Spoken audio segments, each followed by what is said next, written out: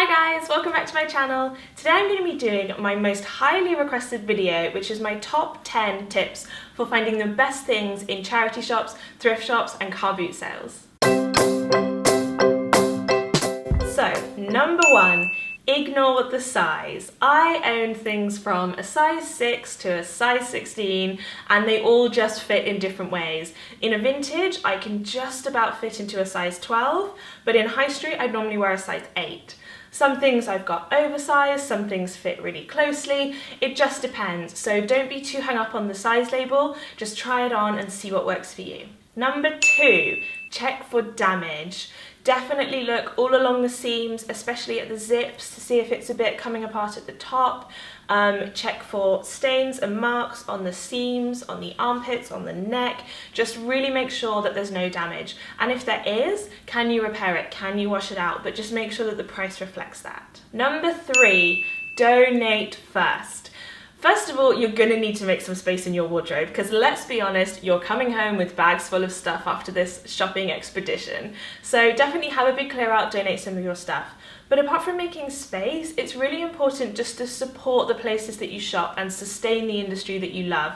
If you guys aren't donating, there's going to be nothing for anyone to buy and the charity shops will just shut down.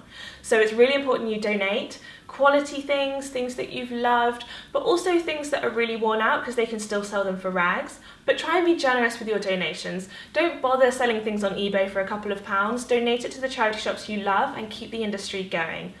And I also have a sneaky suspicion that there's some good charity shop karma. When you donate, you find better things.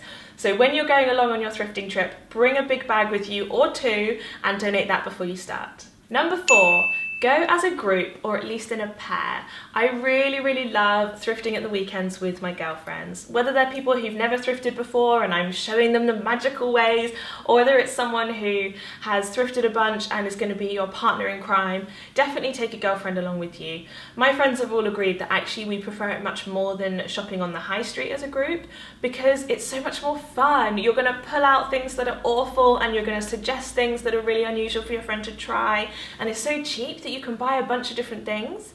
So it's so much more fun than high street shopping as a group.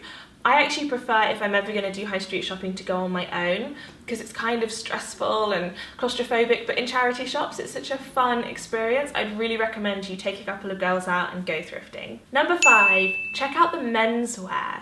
A lot of people just discount the menswear altogether, but they've got some amazing stuff like lovely leather belts or bow ties or big cricket sweaters or baseball caps. Definitely have a look and you never know what you might find there. Number 6, ask about sale days. If you're in America, you'll already know that they have coloured tags, and on Wednesdays, purple is $1 and red is half price. But if you're in the UK, they do that as well, but it's a bit less well known. So for example, my local charity shop, that's my favourite, Waggy Tails, they do on Mondays, they put a load new stuff on the £1 rail, or they do everything half price in the lead up to a new season. So just ask the staff, make friends with them and see if there's a sale day because they'll want you to come along to that and get bargains as well and tell your friends. So see if they do a day when everything's half price or everything's £1 because you just never know, it might be coming up soon. Number 7, thrift abroad. If you guys read my blog, then you'll already know that I do this a lot. Right now I'm living in London and it's been really cool exploring all the different areas, different charity shops, different car boot sales, and really mixing them with the people. I find that if you go secondhand shopping when you're abroad, you get so much more connected to that city. You're mixing in with the locals, it takes you out of the touristy areas and all the tourist sites. You get in different areas of town and you have some awesome souvenirs to take home with you that are exactly what you're going to need to remember your trip. So I'd really recommend whatever country you're going to, Europe, America, England, anywhere, definitely see if they've got any car boot sales, flea markets, charity shops around that you can check out while you're there. Number 8, feel the fabrics. When I'm charity shopping, people often ask me, how do you hone in on what's good? Like, how do you decide? It's so overwhelming. And one of my tips, if I'm feeling a bit flustered, like I don't know where to start, is I just walk along the rails and feel all the different fabrics.